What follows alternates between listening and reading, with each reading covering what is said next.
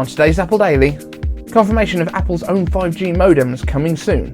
Microsoft brings x64 emulation to Windows on Arm PCs. And former Apple designer to head up Ferrari. Let me know in the comments which of these stories you think interests you the most. 1, 2 or 3. Today's Apple Daily is sponsored by WinX DVD Ripper Platinum. Right now, WinX DVD is hosting a holiday giveaway where you'll get a license, link in the description. WinX DVD Ripper Platinum supports any DVD, new releases, old or damaged DVDs, even badly structured, region-locked or 99 title discs. So whether you're digitizing your library to save space or trying to rescue that old family DVD, this is the solution for you. You can convert any DVD to MP4, FLV, AVI, MOV or MP3, or optimize for iPhone, iPad, Android, Windows or Mac. You can rip DVDs to MP4 to play back on Windows 10 or Macs without optical drives, which, let's be honest, is almost all of them now. You can even edit the video in just a few clicks, plus all of this in just 5 minutes using level 3 hardware acceleration up to 47 times faster. Download the free trial at the link in the description. For the latest Apple news, rumors and leaks, every weekday at 12 UTC. Join us in the iCave. Thanks Siri. I'm iCave Dave, and don't forget to like, subscribe and ring the bell on this video so you can join my notification squad just like the other guys at the end of this video. Confirmation of Apple's own 5G modems coming soon.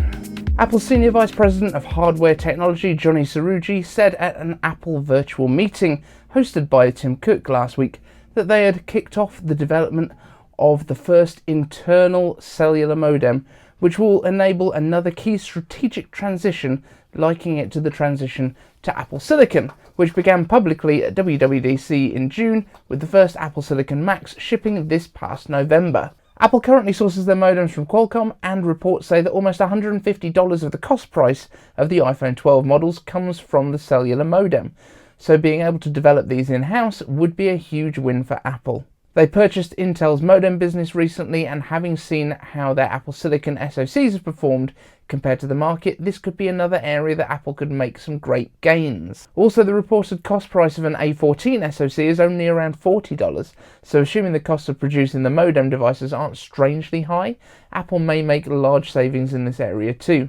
On the news emerging, Qualcomm's stock dipped 6.8%, as around 11% of their revenues come directly from Apple. I strongly believe that Apple is trying to bring production and design of all of their devices and components in-house in the longer term, so look out for them potentially acquiring a display manufacturer, and I also think that Apple acquiring TSMC would be a really amazing move for them. It also adds weight to the rumours that Apple may be looking to add 5G support in future to portable Macs as well as iPhone, iPad and Apple Watch, which currently have cellular connections. Microsoft brings x64 emulation to Windows on Arm PCs. Microsoft has announced the first preview of x64 emulation for Windows insiders on Arm PCs, which allows Surface Pro X to install apps that haven't been ported to ARM64. While Microsoft's previous emulation efforts have been less than stellar, this development allows users to install 64-bit applications from the Windows Store, where only 32-bit x86 versions were previously available. Why does this matter on an Apple channel? Well, since Air Force One, Craig Federighi mentioned that Apple's M1 Macs are fully capable of running Windows on ARM as soon as Microsoft gets around to it, there has been a lot of interest around what that would mean, with Windows on ARM not having been the best experience in the past. If nothing else, this suggests that Microsoft is still actively pursuing the version, which means if it does eventually get official support for Apple Silicon, it will actually have some apps worth running. Of course, ingenious users have already managed to get Windows on ARM running on an M1 with QEMU virtualization, but more widespread adoption may well come if Microsoft supports it officially. Though for now, it's only licensed to run on their own hardware. Former Apple design chief to head up Ferrari?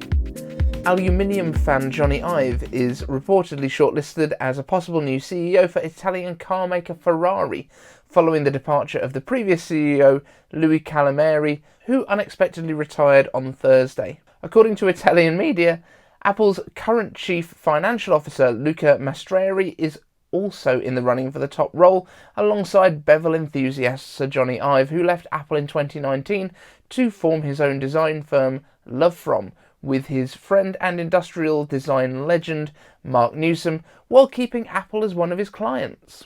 Apple's Senior Vice President of Internet Software and Services, Eddie Q, already sits on the board of directors at Ferrari and has been there since 2012, so both Apple picks would already have an ally in place were they to take on the role. It would definitely be interesting to see what Ive would come up with at Ferrari if it were to go ahead. While Jony Ive's Apple designs were famed for his restraint and understated elegance, restraint and understated are not exactly words that you would normally associate with Ferrari's vehicles. But perhaps he'll bring a small and practical electric Ferrari SE to the table. Next up, Notification Squad. We have a few new members and one that I perhaps missed before. So we have Mac Daddy, the namer of iCave Dave, thanks so much. Tane Podar, Tim Bailey, UK Apple Sheep, and Andre Louis. So thank you all for joining the group.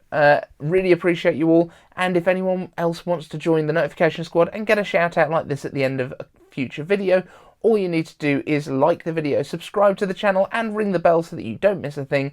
And make sure you let me know in the comments so that I know that you've actually done all that cool stuff. Also, don't forget to let me know which of these stories you've enjoyed the most, which caught your interest, and if you found that story the most interesting in the end. I'd love to hear a little bit of feedback on what you find the most interesting in our shows. Thanks so much, and I'll see you in the next one.